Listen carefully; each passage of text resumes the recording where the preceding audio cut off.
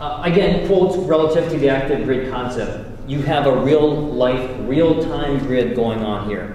You have a grid that is small, and as a result, anything that you do to it will be amplified. And as a result, your effect needs to be thought through because you don't have the ability to just go in there and affect the grid. Anything you do will affect Hawaiian Electric, and that could ultimately affect everyone. And then, of course, once you get to the point where you can deploy, you can copy-paste. Take your concepts, move them other areas, and deploy on a massive scale. This is Obama's vacation house when he was here back in December. Some of you may remember this. There was a blackout. And this is the headlines, national headlines at that time. In order, Obama in the dark, 12/26/2008. Hawaii blackout strands tourist. Not exactly the kind of image that the Hawaii Tourism Authority wants to portray about Hawaii. Hawaii blackout, Hawaii power blackout gets F. That was in response to our grid and in response to the blackout. So we have legitimate energy problems here, but also very kind of unique energy supply issues. The movie we just saw talked about coal and nuclear. Some of that exists here in the fact of coal, but for the most part, we use 90% imported oil to create our energy, our electricity.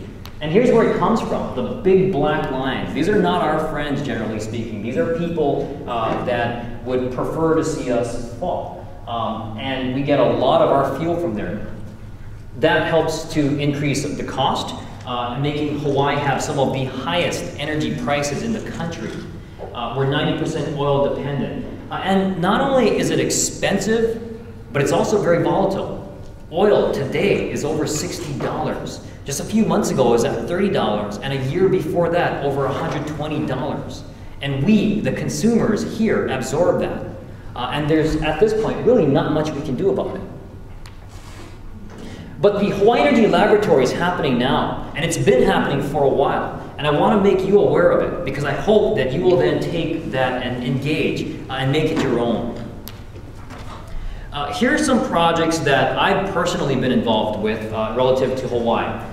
This is a fuel cell that was installed at Pearl Harbor. This uses a Hawaii company's technology called Hoku Scientific. I'm sure many of you have heard of it. Their fuel cell membrane technology in an Idatech fuel cell that my company, or one of my companies, Energy Industries, installed for the Department of Defense.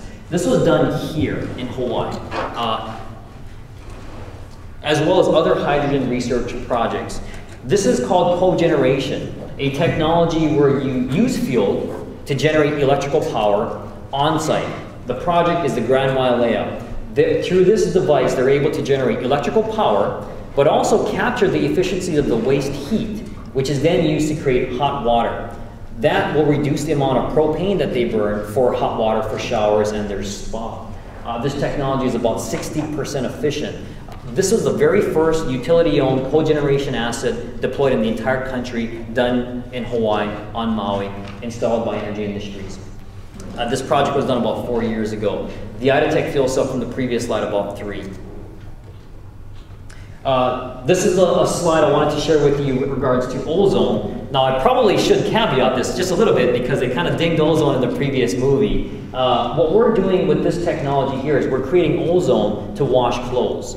And the reason for that is ozone works very effectively in cold water. So the use of ozone is very much similar to a chemical, except it's naturally occurring. So we use water and oxygen. We use electricity, but a very trace amount, to create ozone gas, which goes directly into the washing machine here.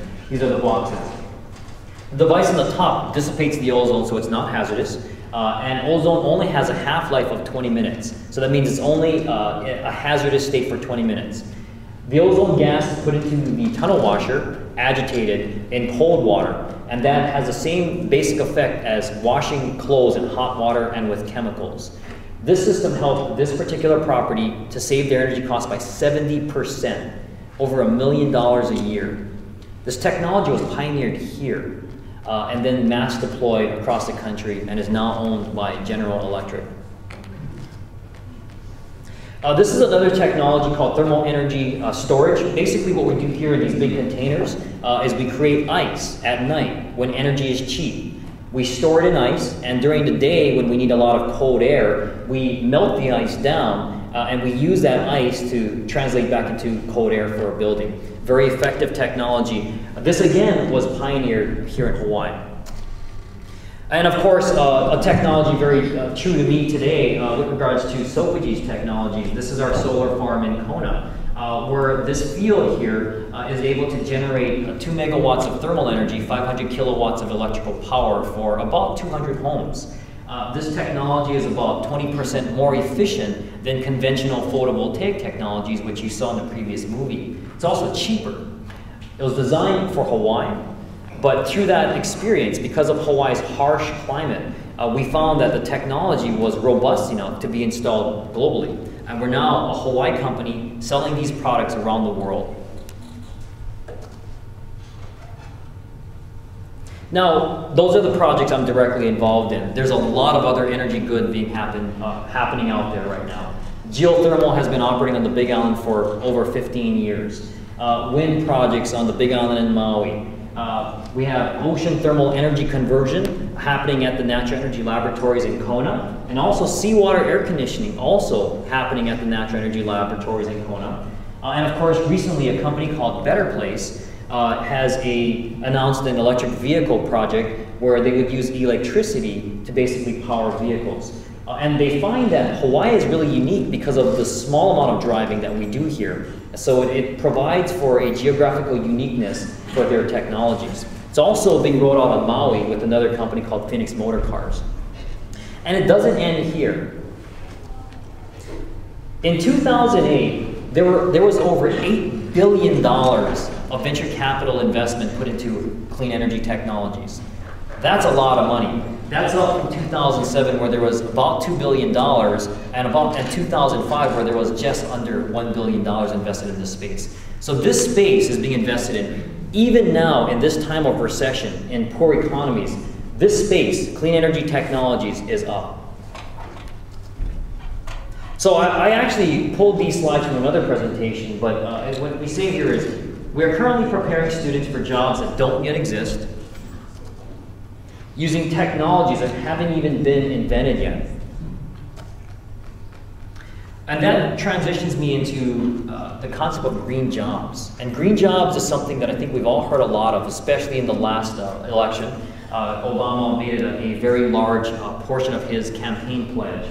In 2007, green jobs in the United States attributed for about 9 million jobs, about $1 billion in revenue, and made up about 5% of the US employment.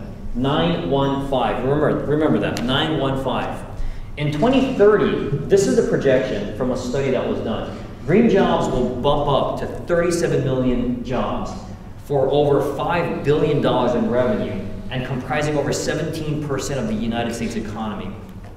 Point there, I think, is that it's a growing sector. And the unique thing about green jobs, green technology, clean energy technologies, however you want to describe it, is that it's new. There are no big incumbent companies in this space now. The rules are still being written. There is no Intel here. There is no Microsoft here yet. That means that any one of us in this room has the potential to become that company, if you wanted to. It's yours. So I put together a very high-level description of some of the green jobs that exist here in Hawaii now. And through my companies, we employ over 100 employees in green technologies now. These are not jobs that were around 7, 10 years ago. And there's jobs in basically every single sector, and jobs that we haven't even thought of yet. It's really limited only by your imagination and your desire. The space is growing, and there's a lot of opportunity there. But really, what we need more than anything else here is really what I call new school thinkers. Because of the description I just made, the fact that there are no incumbents here, there are no big companies to follow and copy, we need people that are creative, that come up with new and unique solutions. We need new school thinkers. I think that's a huge opportunity for young people as well, because that gives them the ability to compete in a space that has traditionally been dominated by legacy players. Nuclear, coal, natural gas type technologies, big utilities that are owned by investors. So new school thinkers. So these slides really don't matter much. I'm just trying to demonstrate the kind of the outside of the box thinking more than anything else.